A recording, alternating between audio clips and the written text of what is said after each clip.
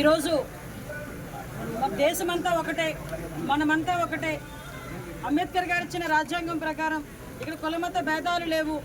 భిన్న సంస్కృతులు ఉన్నప్పటికీ కూడా, భిన్న భాషలు మాట్లాడుతున్నప్పటికీ కూడా మనందరినీ కూడా లౌకిక రాజ్యం అని చాటి చెప్పేదానికి, అదేవిధంగా ఈ రోజుకి కూడా వీరోచితంగా మన భారత సరిహద్దుల్లో మనందరి రక్షణ గురించి తమ కుటుంబ సభ్యులందరినీ వదిలి ఇక్కడికి మన సరిహద్దుల్లో మనందరి గురించి పోరాటం చేస్తున్న వీర సైనికులందరికీ కూడా ఈరోజు సంఘీభావంగా గౌరవ నరేంద్ర మోడీ, ప్రధానమంత్రి నరేంద్ర మోడీ గారు, అదేవిధంగా గౌరవ ముఖ్యమంత్రి చంద్రబాబు నాయుడు గారు, ఉప ముఖ్యమంత్రి మన పవన్ కళ్యాణ్ గారు ఆదేశాల మేరకు మన రాష్ట్రం మొత్తం మీద, అదేవిధంగా దేశం మొత్తం మీద ఈ తిరంగ ర్యాలీని ఇక్కడ నిర్వహించుకోవడం జరిగింది.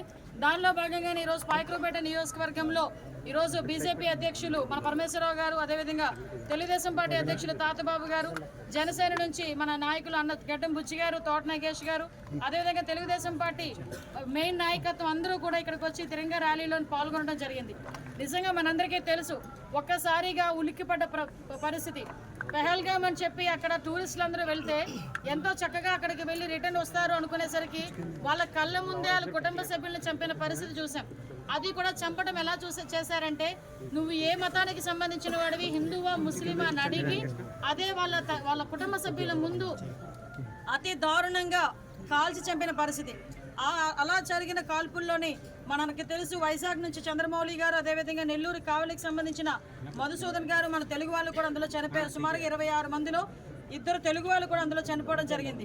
అక్కడ ఇన్సిడెంట్ జరిగిన వెంటనే మన రాష్ట్ర ప్రభుత్వాలన్నీ కూడా అలర్ట్ అయ్యి వాళ్ళనందరినీ కూడా మృతదేహాలు ఇక్కడ తీసుకొచ్చి గవర్నమెంట్ లాంఛనాలతో అక్కడ మనందరం కూడా వాళ్ళ సపోర్టివ్తో, గవర్నమెంట్ సపోర్టివ్తో అక్కడ దహన సంస్కారాలు కూడా చేసి వాళ్ళందరినీ కూడా మనం అందరినీ కూడా ఒక సానుభూతి తెలియజేసాం.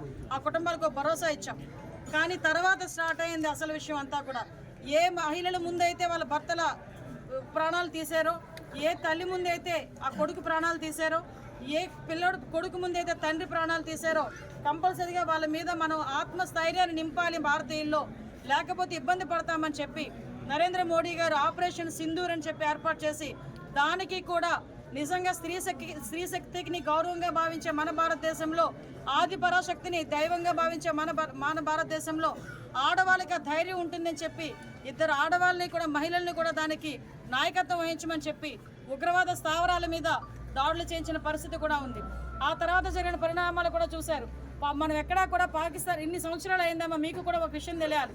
మనందరికీ కూడా భారతదేశం స్వతంత్రం వచ్చి 2 సంవత్సరాలు అయింది. మన భారతీయులు ఏ దేశంలోకి వెళ్ళి ఎవరిని కూడా చంపాలని ప్రయత్నం చేయలేదు. ఇప్పటికొచ్చి కయ్యానికి కాలు దువ్వలేదు. మాకు ఇలా చేయకపోతే మిమ్మల్ని చంపేస్తామని ఎవరిని బెదిరించడం లేదు. మనం ఎప్పుడూ కూడా ప్రొటెక్షన్ మాట్లాడుకున్నాం. ఎవరైనా మన జోలికి వస్తేనే తిరిగి మనం వాళ్ళ జోలికి వెళ్తాం. అంతే తప్పించి ఎప్పుడు కూడా మనం కావాలని ముందుకొచ్చి వెళ్ళే పరిస్థితి ఎక్కడ కూడా కనిపించదు. మనం ఎక్కడ కూడా ఉగ్రవాదుల స్థావరాల మీద వేసాం కానీ మామూలు ప్రజల మీద ఏ రోజు కూడా మన ప్రతాపం చూపించలేదు. పాకిస్తానీలు ఇక్కడ చాలా మంది ఉన్నప్పటికీ కూడా ఏ రోజు పాకిస్తానీ వాళ్ళ మీద మనం జులుం చూపించలేదు. అదే భారతీయులు కనుక పాకిస్తాన్లో ఉంటే మన భారతీయులు ఎన్ని ఇబ్బందులు పెట్టాలో అన్నీ చూసాం. మన భారతదేశం భిన్న సంస్కృతులు ఉంటుంది, భిన్న మతాలు ఉంటాయి, భిన్న భాషలు మాట్లాడే ఉంటారు. ఇక్కడే మనం ఇక్కడ కూడుకున్న వాళ్ళలోనే భిన్న మతాలకు సంబంధించిన వాళ్ళు ఉన్నారు, భిన్న భాషలు మాట్లాడే వాళ్ళు ఉన్నారు. అటువంటి భారతదేశాన్ని ఎలాగైనా విచ్ఛిన్నం చేయాలి, ఎలాగైనా వీళ్ళ సమగ్రతను, అభివృద్ధిని ఆటంకపరచాలని ఆ పాకిస్తాన్ చేసిన కుట్రలో భాగం. పందాక్ పెద్దలు చెప్పారు నాగేష్ గారు, 1947 నుంచి కూడా పోరాటం చేస్తున్నాం ఇదే పాకిస్తాన్తో. 2016 మనకి అక్కడ 2016లో కూడా మనం సర్జికల్ స్ట్రైక్ చేసుకున్నాం. 2019లో ఎయిర్ స్ట్రైక్స్ చేశారు. అన్నీ చేసిన ఈ రోజుకి కూడా పాకిస్తాన్కి బుద్ధి రాకుండా ఏదో రకంగా మనం ప్రొవోక్ చేస్తూనే ఉన్నారు. అయినా కూడా సంయమనం పాటించాం. ఈరోజు చాలామంది మొన్ననే మురళీ నాయక్ అని 23 సంవత్సరాల వీర జవాన్ మృతి చెందిన, వీరమరణం చెందడం నిజంగా చాలా బాధ అనిపించింది. ఆ రోజు అంత్యక్రియలకి నేను కూడా ప్రభుత్వం తరపున నారా లోకేష్ గారు, అదేవిధంగా డిప్యూటీ సీఎం పవన్ కళ్యాణ్ గారు, అదేవిధంగా అనగాని సత్యప్రసాద్ గారు. హిట్ టీవీ యాప్, ఇందులో short news, live news, entertainment shows, movies, digital magazines తో పాటు మీ జిల్లా వార్తలను కూడా ఫ్రీగా చూడొచ్చు. అంతేకాదు కేజీ నుంచి పీజీ వరకు విద్యార్థులకు స్కాలర్షిప్ కూడా అందిస్తున్నాం. ప్రతి వారం 10 మందికి లక్కీ డ్రా ద్వారా ఒక్కొక్కరికి 10,000 రూపాయలు అందిస్తున్నాం.